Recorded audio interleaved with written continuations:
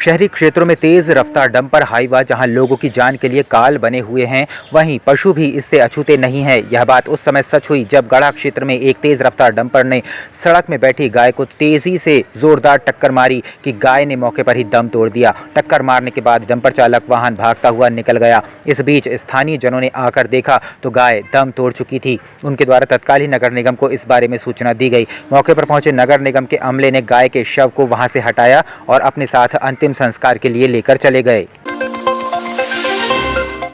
गढ़ा थाना अंतर्गत स्थित सिद्धनगर छोटी खेरमाई क्षेत्र में उस समय हड़कंप की स्थिति निर्मित हो गई जब यहां पर लगभग 5.5 फीट लंबा सांप निकला। परिवार वालों की नजर जैसे ही इस बड़े सांप पर पड़ी तो उनकी चीख निकल पड़ी। आनन फानन में सर्प विशेषज्ञ गजेंद्र दुबे को मामले की जानकारी दी गई। मौके पर पहुंचे सर्प विशेषज्ञ गजेंद्र दुबे ने कड़ी मशक्कत के बाद सांप को काबू में किया। गजेंद्र दुबे के अनुसार पकड़ा जहरीला प्रजाति का सांप था। सांप पकड़े जाने के बाद क्षेत्रीय लोगों ने राहत की सांस ली। उनका कहना था कि उनके क्षेत्र में पहली बार इतना लंबा सांप देखा गया है। सांप को जैसे ही लोगों ने देखा तो मजमा लग गया, जिसको देखकर सांप भी घबरा गया और एक पत्थर के नीचे जाकर चुपचाप बैठ गया। 5-5.5 फुट का था और हम लोग को यहाँ छोटी खेरमाई मंदिर के थोड़ा सा ऊपर के तिवारी का घर है, उसके पास में वो सांप था। तो हम लोगों ने उसको देखा तो देवताल में एक पंडित जी करके हैं, तो फिर उनको फ़ोन लगाया, फिर उनने एक सांप पकड़ के यहाँ से ले गए थे। भेड़ाघाट ओशो आश्रम के संचालक स्वामी प्रेम पारस द्वारा ओशो कार्यक्रम के मैनेजमेंट का काम एक युवती को दिया। पूरा कार्यक्रम अच्छे से हो जाने के बाद जब युवती द्वारा अपना मेहनताना मांगा गया तो प्रेम पारस ने युवती पर गलत निगाह डाली, जिसका जब युवती ने विरोध किया तो स्वामी प्रेम पारस उसे भद्दी भद्दी गालियां देकर रुपए न देने की बात कहकर धमकी देने लगा। पीड़ित आरती नागले ने बताया कि ऐसा उसने किसी एक के साथ नहीं, कई लोगों के साथ किया है।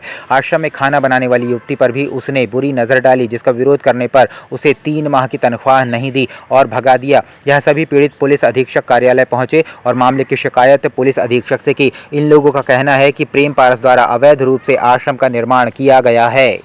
सर, मेरी ये शिकायत है। मेरा नाम आरती नागले है और मैं बेसिकली आर्टिस्ट हूँ।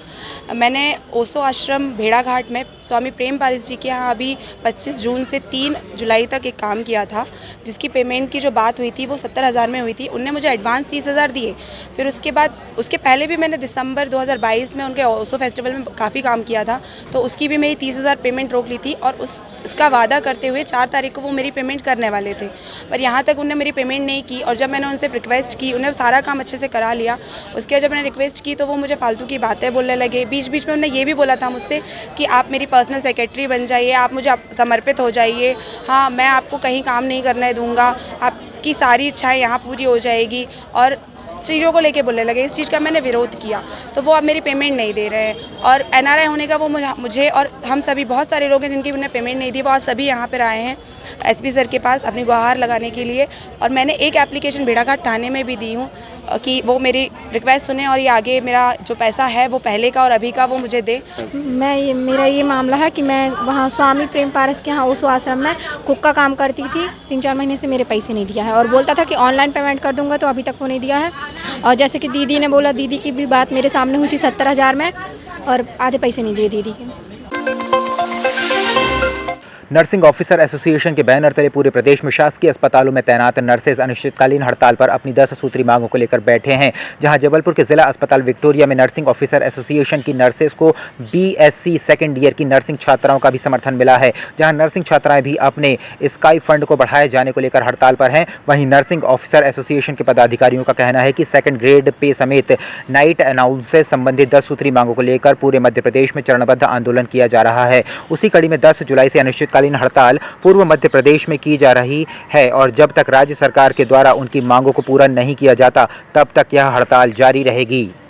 हमारी 10 सूत्री मांगे हैं और हमारी जो हड़ताल है वो 3 तारीख से सरकार को हम लोगों ने चेतावनी दे दी थी पहले ही कि हम लोग हड़ताल पर जा रहे हैं। उसके बाद चरणबद्ध तरीके से हमने मुख्यमंत्री जी को और हमारे जो भी अधिकारी होते हैं उनको सूचना देते हुए, उसके बाद जब तक कोई कार्रवाई नहीं हुई तो फिर हमें मजबूरन उतरना पड़ा हड़ताल पर और काम बंद करना पड़ा, जिससे हमारे मरीजों को बहुत परेशानी हो रही है। हमें भी समझ में आ रहा है, लेकिन सरकार को भी हमारे बारे में सोचना चाहिए कि हम लोग सेकंड ग्रेड के लिए कम से कम 2 या 3 साल से परेशान है, लेकिन कोई भी अभी तक कार्रवाई उस पर नहीं की जा रही है। हमारे जो नए ज्वाइनिंग होती है वो सरकार 2 साल की परीक्षा को कम करके उनको 3 साल कर दिया है, 70-80% कर दिया है।